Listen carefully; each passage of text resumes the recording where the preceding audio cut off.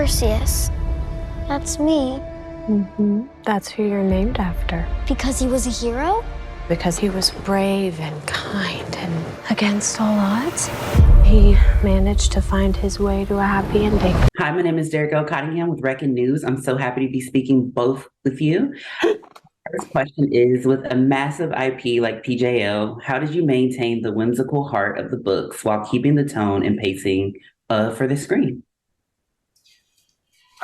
By doing that, I think that's the real target, right? Is how do you make sure that you're stopping enough to be with these people, to learn to love them, to fall in love with these relationships, and still feel like you're on a ride. A TV show operates very differently than a book does, and figuring out how to translate those experiences. It takes a minute, but I think one of the virtues of this story is that it really wants to be on screen. It wants to translate itself in that way, and I think I hope that people coming to it now for the first time feel that too. Awesome. And what's just exciting for us, like being at this moment, is we've been in this for 4 years, getting to this place, and you just look at each decision that's made, starting with the story, and then with the casting, and then with all the design and the production value and the team that you hire to bring this to life, and just looking at it across the board to make sure that all the things that you just brought up there are in the details and are in every moment, because every one of those decisions that you make as you go on this journey will affect how people respond to this. And so that's the part that's really exciting for us right now. And how did you all go about capturing the chemistry between the trio and the friendship between all three of the kids? Some of it's casting. I mean, really just kind of finding these three people who bring so much heart and personality to it, and letting them do their thing. Some of it is the process I think you go through on any show, where you start writing the characters to the performer's strengths. And there's, I think, a process in which they melt into each other. And with these kids, it was so easy to write these characters in a way that allowed them to do all of the things they did so spectacularly. So it's a little bit self-cleaning once you put them in the right position. You just wind them up and let them go.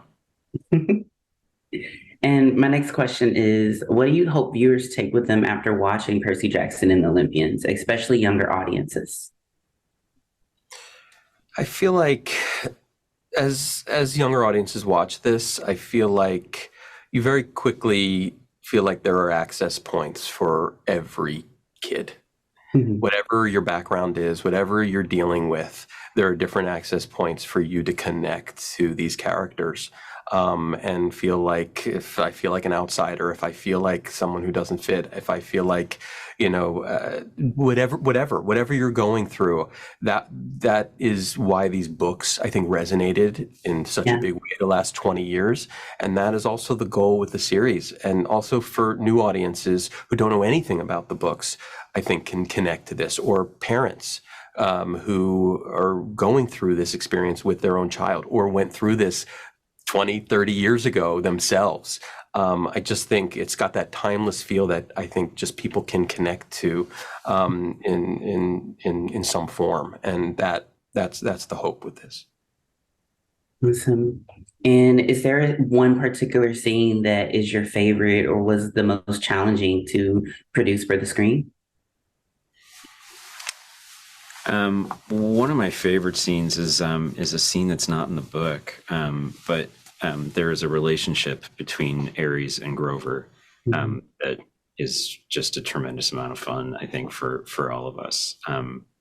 Not any harder to produce than it was to find these two people who bring just these amazing personalities to it, and then just give them the space in the room to go at it. So I'm very excited for people to find some of the new things that both feel like they're of the book, but are something you can experience for the first time.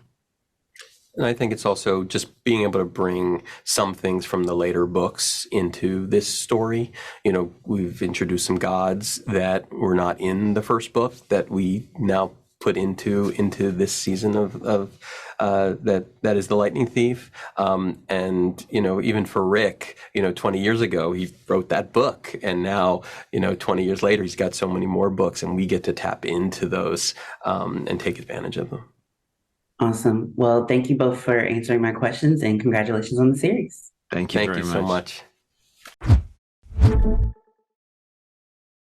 much.